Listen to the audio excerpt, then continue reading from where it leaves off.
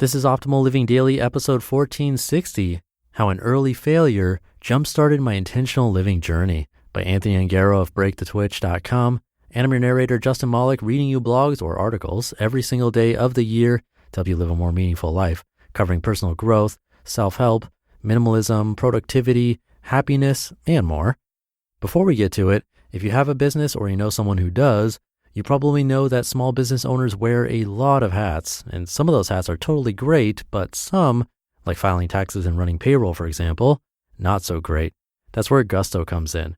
Gusto makes payroll, taxes, and HR actually easy for small businesses.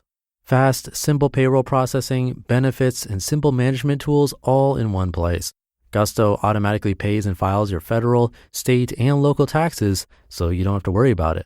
Plus, they make it easy to add on health benefits and even 401ks for your team. Those old school, clunky payroll providers just weren't built for the way modern small businesses work. But Gusto is. Better yet, now's the best time to get set up for the new year. Don't wait. Listeners get 3 months free when they run their first payroll. Try a demo and see for yourself at gusto.com/old. That's gusto.com/OLD. For now, let's get right to the post as we optimize your life.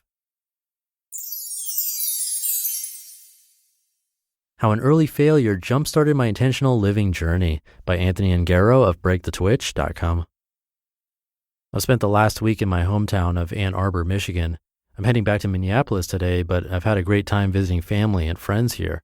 I've been staying with my parents in the house where I grew up, which means I've spent quite a bit of time sitting in a great deal of my own history. One of my tasks for this trip was to start going through my early life possessions to make some decisions about what I'd like to keep around. My parents have kept the overwhelming majority of the artwork, report cards, and various things I created or received during my youth. It has been quite an experience opening up the big Tupperware storage containers and going through piece by piece. Sorting through, it's nice to think back and remember periods of my life associated with the things I'm finding. It's really the reminder of the memory itself that feels much more significant than the physical thing that cues it. While the past can't be changed, it is important and holds a great deal of value in what we can learn from it. Whether good or bad, it's all a part of the journey that we can reflect back upon to better ourselves going forward. One of the more interesting things that I found is my elementary and middle school report cards. Although they're nearly 2 decades old, they are telling of my current path. The particular time of transitioning from elementary school to middle school was a difficult one for me. To this day, I don't know the root cause, but 6th grade was likely the worst year of my youth. To be frank, I failed, and I failed hard. Within a few weeks of classes starting, the anxiety I felt was overwhelming. I had such a strong reaction that I would actually throw up upon entering the school building. In the first semester of that year, I didn't receive a single passing grade in any one of my 6 classes. With the gracious help of my parents, teachers, and school administrators, it took almost the entire year to help me come back from that rough start. Looking back through my elementary school notes, there is some foreshadowing from the prior years. I noticed a recurring theme when it came to assessments from my teachers. Quote, Anthony's problems were his distractibility, impulsivity, and thorough disorganization. His attitude and demeanor were almost always pleasant and positive. 5th grade teacher. Who knows exactly why I had the difficulties I did, but I might guess that the increased need for organization and focus caused a lot of the anxiety at that point in my life. Having to manage moving between classes, a tight schedule, and homework from multiple teachers probably didn't help. The thing is, this is still long before the days of always-on computing, mobile devices, and all of the potential distractions they bring. If I wanted to browse the web, I had to boot up a computer, spend a minute or two dialing up, and browse at a painfully slow pace. It was a different time in our world, and things have gotten infinitely more instant and impulse encouraging since then. For the last 18 years, my life has been a constant journey of finding balance, seeking greater alignment with my intentions, and designing my environment to succeed. Technology continues to develop and provide more tools for us to use in our everyday lives, and I'm grateful for that. I can't imagine where I'd be without the benefits that many modern conveniences provide. I often wonder where I'd be if I still had to file important documents in physical folders or depend on notebooks to track my goals. Overall, technology has had a resoundingly positive effect on my life.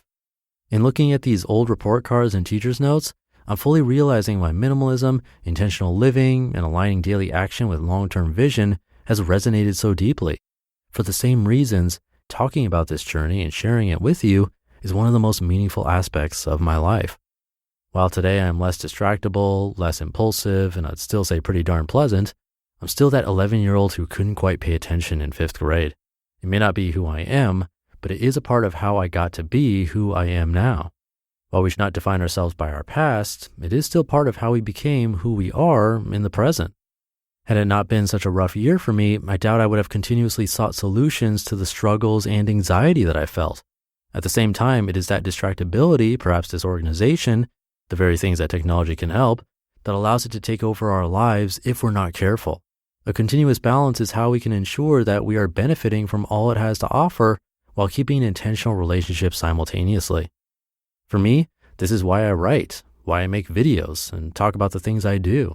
It is minimalism and the pursuit of intentional living that have allowed me to focus, allowed me to create and complete.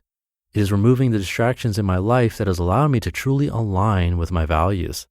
Despite what anyone may think, we all have unique abilities, stories to share, and amazing things to create. While we can't control the genes that nature gave us, we can work to nurture ourselves using the resources available to us. It is our prerogative to do so. So that's why I'm here, to share and reflect upon my own learning and personal growth in hopes that it is helpful in your own journey. It means the world to me that you're here, and I truly appreciate the time we share along the way. You just listened to the post titled, How an Early Failure Jumpstarted My Intentional Living Journey by Anthony Ongaro of BreakTheTwitch.com. And don't forget, Gusto offers modern, easy payroll and benefits to small businesses across the country. They're even named Best Online Payroll by PC Mag. Get 3 months free when you run your first payroll at gusto.com/old. And don't wait, now's the best time to get set up for 2020. That's gusto.com/OLD. That'll do it for today. Have a great day, and I'll see you tomorrow as usual, where your optimal life awaits.